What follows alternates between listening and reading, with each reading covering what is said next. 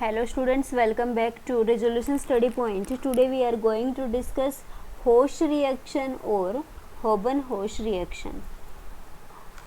In previous lecture we have discussed Guterman-Koch reaction, Riemer-Tiemann reaction, Willsmer-Hack reaction, and in this video lecture we are going to discuss what is this Hoban-Hosch reaction. देखिए आप इस reaction को चाहे होश reaction बोलो या फिर होबन होश रिएक्शन बोलो, दोनों एक ही मतलब है, दोनों सिमिलर ही रिएक्शन होती हैं. Okay, so what is this होश रिएक्शन और होबन होश रिएक्शन? ये रिएक्शन है क्या, देखते हैं. रिएक्शन होती क्या है, इसमें क्या हम रिएजेंट लेकर चलते हैं, किस तरीके से रिएक्शन होती है. ओके, देखिए होबन होश रिएक्शन इन्वॉल्व्स Friedel-Crafts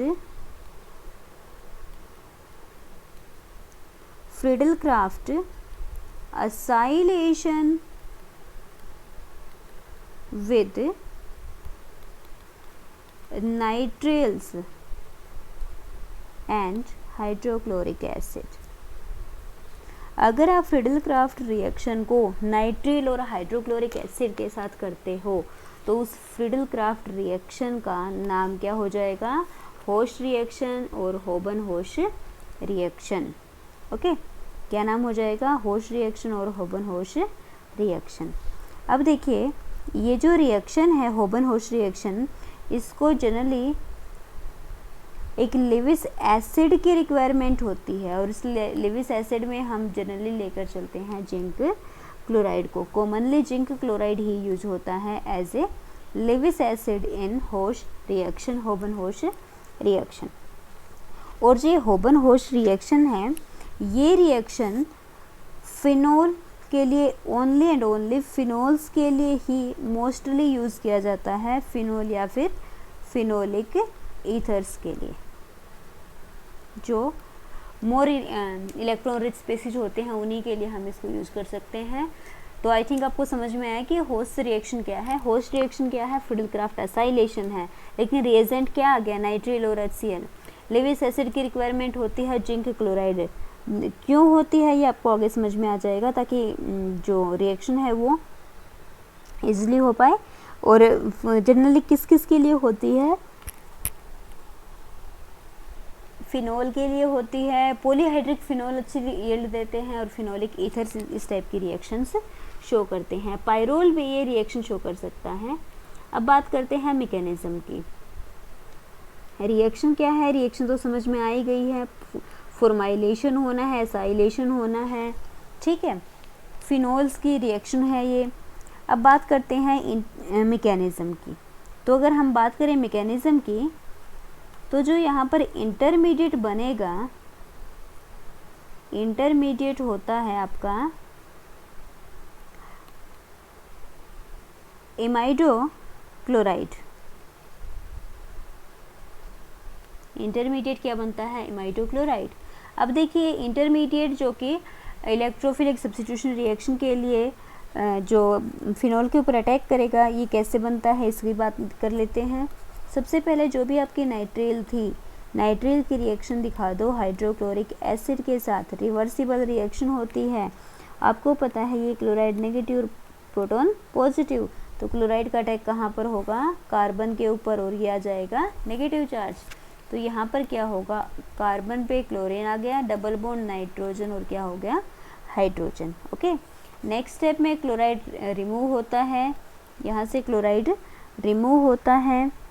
जैसे ही क्लोराइड का रिमूवल होगा तो कार्बन पे चार्ज कैसा आएगा? Positive, double bond nitrogen hydrogen. और यही क्या है? इंटरमीडिएट. ओके, रेजोनेटिंग स्ट्रक्चर लिखना चाहो तो लिख भी सकते हो आप. ये पॉजिटिव चार्ज आ जाएगा, लेकिन इतनी इम्पोर्टेंट नहीं है. इसी जो कार्बोकेटाइन बना है ये वाला, इसका नाम क्या है? इमाइडो क्लोराइड. इमाइडोनियम आयन बना है और ये क्लोराइड निकला, तो ये है आपका इमाइडो क्लोराइड.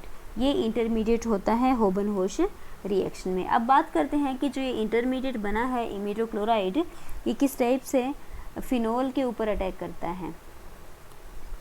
तो जो भी आपकी फिनोल टाइप की जो भी आपका एरोमेटिक कंपाउंड है, जो भी आपके एरोमेटिक कंपाउंड हैं, यहाँ पर फिनोल है,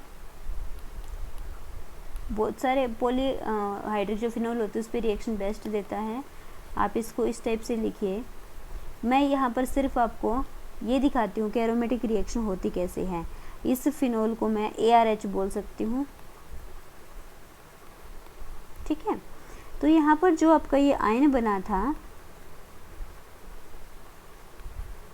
इसके ऊपर अटैक होता है आपके डबल बॉन्ड का, और यहाँ पर ये जो लोन पेयर हैं ये इसको क्या करवाएंगे, स्टेबलाइज करेंगे। फिर नेक्स्ट स्टेप में क्या होगा, यहाँ पर बनेगा डबल बॉन्ड ऑक्सीजन के साथ, पॉजिटिव चार्ज, ये बाकी double bond as it is रहेंगे। ये आपका हाइड्रोजन पहले से था, और यहाँ पर आ गया कार्बन डबल बॉन्ड नाइट्रोजन, और ये आपका R ग्रुप। अगले स्टेप में यहाँ से हाइड्रोजन रिमूव हो जाएगा और हाइड्रोक्सिल अपना पॉजिटिव चार्ज को ख़त्म करेगा, बेंजीन अपने एरोमेटिक कैरेक्टर को गेन करेगी, और यहाँ पर ये कंपाउंड बनेगा C double bond NHR। Next step में हम क्या करेंगे, नेक्स्ट वाले स्टेप में होगा हाइड्रोलिसिस, और जैसे ही आप हाइड्रोलिसिस करोगे तो carbon double bond oxygen break करेगा, और यहाँ पर आ जाएगा आपका carbon double bond oxygen R। ये रिएक्शन है आपकी होबन-होश रिएक्शन। इंटरमीडिएट क्या बना था वो देख लिया था। इंटरमीडिएट के ऊपर बेसिकली जितनी भी हमने पिछले रिएक्शन की हैं उन्हीं की तरह से आपको एरोमेटिक इलेक्ट्रोफिलिक सब्स्टिट्यूशन रिएक्शन दिखानी है, और यहाँ से जो भी आपका कंपाउंड है ये आपको मिल जाएगा। होबन-होश रिएक्शन का मैकेनिज्म आपको समझ में आ गया होगा। अब हम नेक्स्ट बात करते हैं कि जो पॉलीहाइड्रिक फिनोल्स होती हैं, पॉलीहाइड्रिक फिनोल्स जो होती हैं, इनकी जब आप होबन-होश रिएक्शन करते हो तो आपको अच्छी खासी यील्ड मिल जाती है। You will get large yield in polyhydric phenols, okay. तो यहाँ पर जो है कंपाउंड तो सेम होगा लेकिन यील्ड अच्छी रहेगी,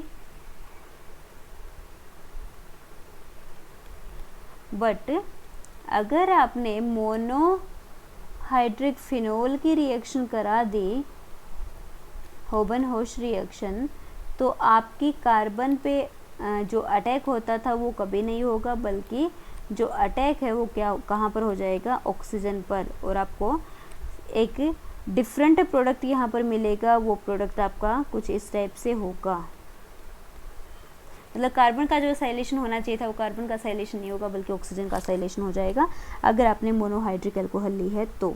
अदरवाइज़ क्या था, अदरवाइज जो भी आपका पॉलीहाइड्रिक फिनोल्स होते हैं उसमें जो असाइलेशन होता है वो कहाँ पर होता है, कार्बन के ऊपर। तो ये हमारी रिएक्शन थी होबन-होश रिएक्शन।